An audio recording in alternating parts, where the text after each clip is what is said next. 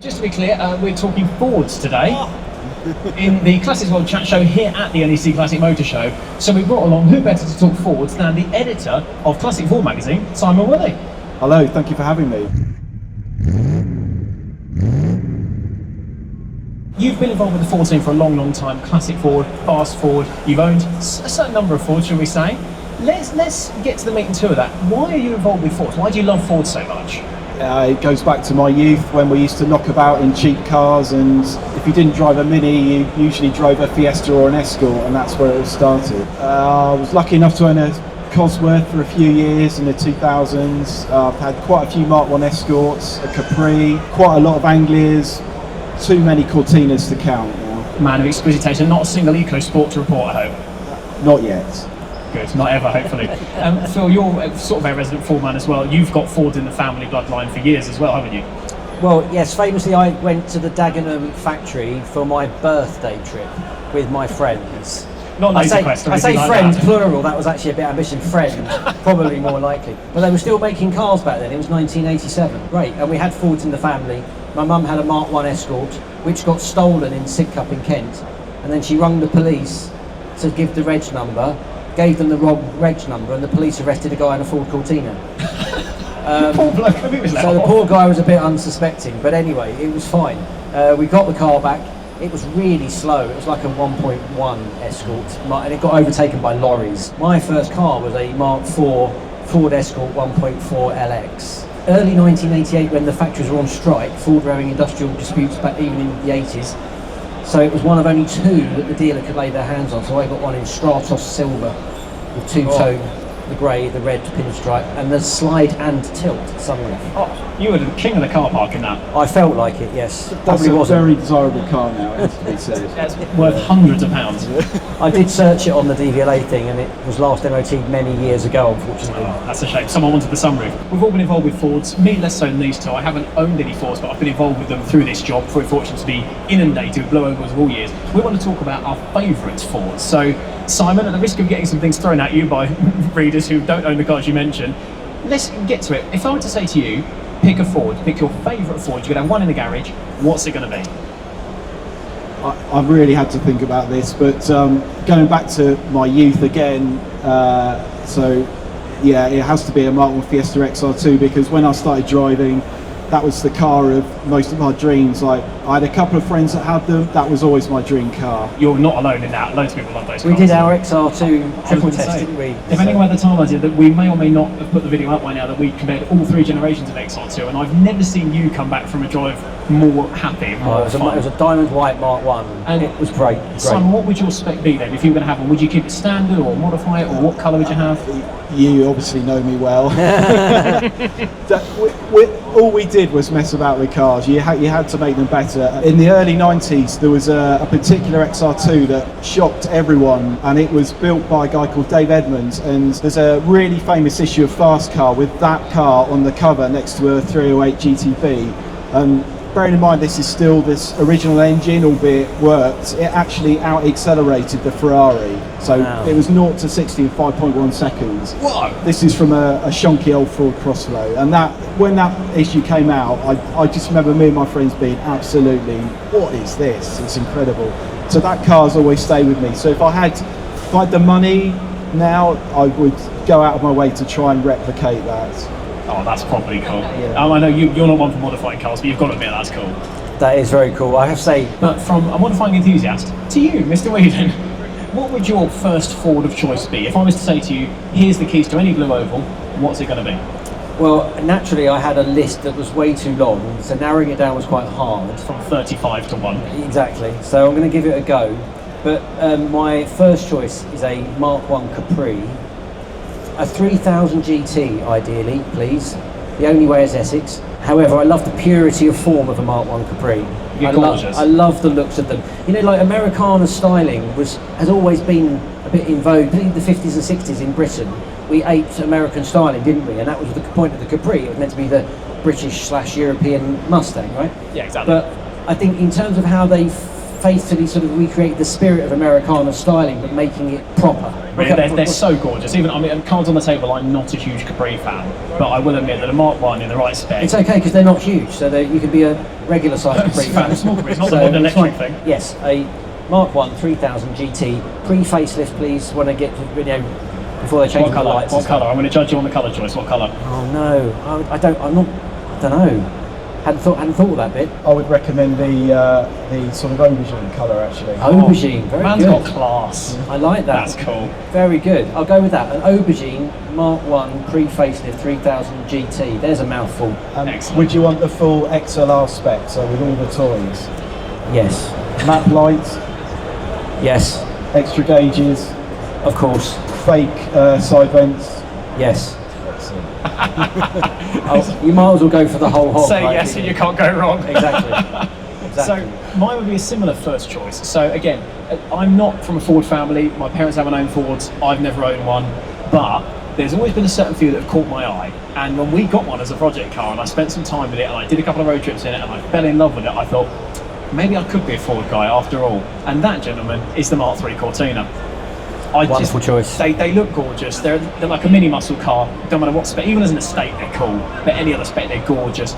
And that for me is the complete contrast, because a lot of people would argue the dip era for Ford was kind of the late 80s, where cars like the facelift Sierra and the Mark IV Escort and the Mark III Ford Fiesta, that was demonstrating Ford being complacent, and half-arsing a lot of the facelifts and the interiors, and the quality went down. Ford rested on its laurels. But a Mark III Cortina was the opposite, where they threw everything at it. It didn't just gently facelift the previous generation, it got new looks, it was bigger, it was wider, new interior, some new engines, new suspension to make it more comfortable, new variants, more trims than ever. And it got a bit of superstar appeal, particularly when Gene Hunt drove one, more recently. For me, that was Ford showing what it could do, and it deservedly topped the sales charts. I like a Mark 1 Cavalier, I like a Morris Marina, but neither of them is a Mark III Cortina, and they're just fabulous. That was one of our project cars that you did not want to hand back, wasn't I'm it? so gutted we sold it. Honestly, if it came off, I'm still in contact with the current owner and said, if that comes up for sale, please let me buy it, because I miss it. And it was fabulous, and they've got such a character, and they look gorgeous, and yeah, I absolutely adore it. And if I was going to have one, it would have to be a GXL with the quad lights. I'd be tempted to go for the aubergine colour you mentioned, Simon, because I think they suit it, and all the extra gauges and the real wood. Yeah, I think they're just fabulous. And honestly, nothing Ford made since, certainly Ford of Europe, came close to capturing that level of cool, as far as I'm concerned. I think they're brilliant. Even our one, I don't care what spec it is. We had a 1.6L with one door mirror, and a crossflow, and it was lovely. I just loved it. It was great. Properly fantastic. No, I do agree actually. The Mark III is peak. Yeah, in terms of styling. Seal of approval, there we go. I think the thing is, but the late 80s was when Ford thought it could do no wrong. In the late 60s and late 70s was when it actually could do no wrong. And they seem to be topping every sales chart. But with that said, Simon, let's say you've got your dream Ford two-car garage, you've got your Mark 1 XR2 on one side, you need a companion to that, what's it going to be?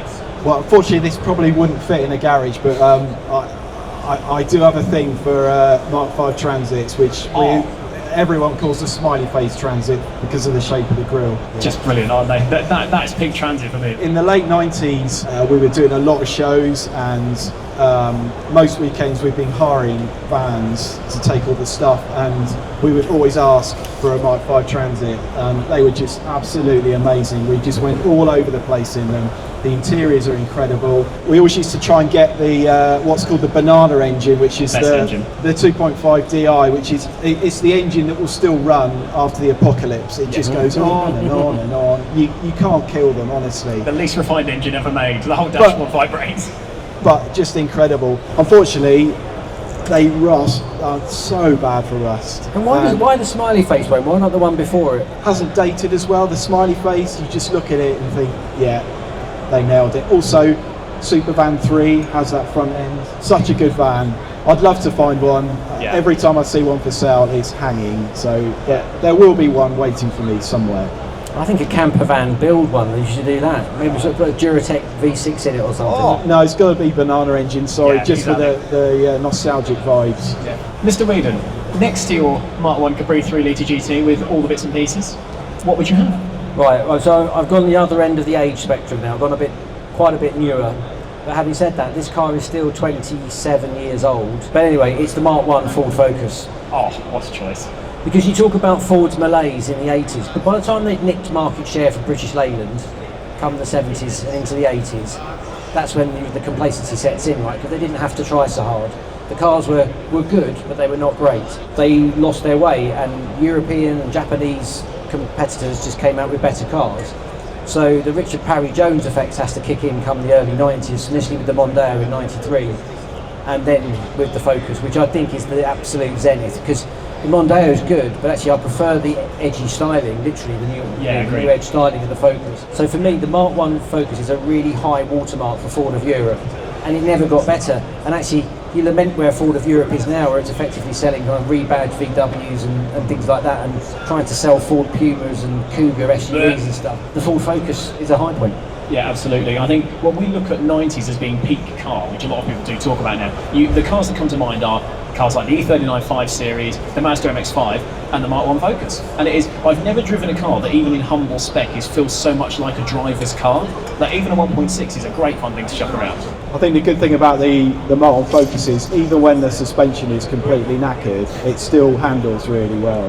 Yeah, I think we've also talked, we talked with Matt Furious Driving on a previous episode of the chat show, and he said that is the modern classic that people are sleeping on now. Get one before they all go, and I absolutely agree. I kind of want one of those. Yeah, great car. What about your choice? So my choice is similar kind of era. Now, I should preface this by saying, again, fast Fords, I'm not, there is a lot of them that I don't fully understand. Escort RS Turbo, not one for me. XR3i, no, don't get it. And Sierra Cosworths are £1 billion now, so that's out of the question. But there's one fast Ford that is relatively affordable and is every bit as good as the hype behind it, and arguably better than the hype behind it. And it is the Mark III Mondeo ST220. Good choice. Fantastic car. The Mark III Excellent Mondeo. car. Exactly. The Mark III Mondeo as itself is a great car. Again, like you say, that kind of peak Ford era, brilliant car. Then you put the Duratec V6 in it, and you give it a bit of a sporty look and some nice Recaros, and it looks sporty without drawing attention to itself. It's not got a big whale tail and a massive body kit, and you end up with almost a bit of a Q car, a bit like a Sapphire Cosworth, in that it's not shouting about it, but secretly it's fast, and it handles well, and it's comfortable. And the amount of press that drove one at the time and just raved about it. I mean, even Clarkson famously said every time he drives an ST220, you get out and wonder why anyone buys anything else. I saw one the other day, and it was kind of a sort of middle-aged chap, you know, entirely standard, a little bit of a fruity exotic, and I just looked over and just gave him a nod of respect, you know, because it's just, that's a connoisseur's choice. That particular model escaped the sort of the modifying craze, I think, because it's quite a hard engine to tune, but also there was so much choice at that point that, yeah, it did get a bit sidelined, but it's kind of done it a favour in a way, in that you can still buy a decent example now that hasn't been messed about with and is in good shape, but crippling fuel consumption. Oh god, yeah, there's like 25 to the gallon if you will it. Not to mention, if you buy a post 07 one, the tax is murderous. So cheap does come with an asterisk, as we always say. Can I ask a cheeky question? Do tell. If we picked our favourite Fords, is there a low point? EcoSport, Fair. or New Capri, or Cougar, or what's that other horrible SUV thing? The Explorer? Or Explorer, that's the one. You keep going, I'll think of some more. Okay, Simon? I'm going to go with the Cougar, with the K Cougar. I think that's a pretty. I apologise if anyone has one, but yeah, that was a low point for me. Well, it has to be, for me, it has to be Mark 5 Escort.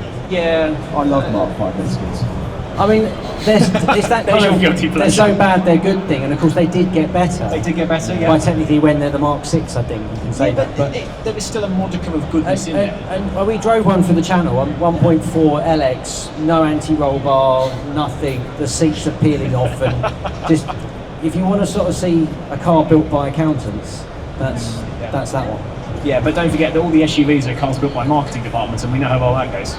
So I think what we can see with Ford is that there is something for everyone. I mean, the proof in the pudding is, even if you're not a Ford person, there is a Ford that will appeal to you, whether it's the big ones, the small ones, the classics. So I think, first of all, do let us know in the comments who picked best.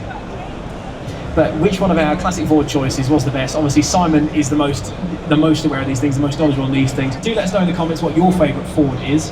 And in the meantime, do go and check out Classic Ford magazine. It's out every month. Simon do a cracking job with it, must say so, sir. Thank you. Some wonderful cars in there. There's some Yeah. lovely subscription offers at shop.kelsey.co.uk, if I'm not mistaken. Well done, yes. And of course, a big plug for our Ford shows in Indeed. 2026. Classic Ford Show and Ford Fair at South of England and Silverstone, respectively. So we will see you there, making lovely videos about Fords. Do go and look at all our Ford videos on the channel. There are literally dozens on all sorts of Fords, from the Mark 5 Escort to the Mark 1 XR2. But in the meantime, thank you very much for watching. Don't forget to subscribe to Class as well for all our future content, and we will see you very soon. Thank you. Thank you.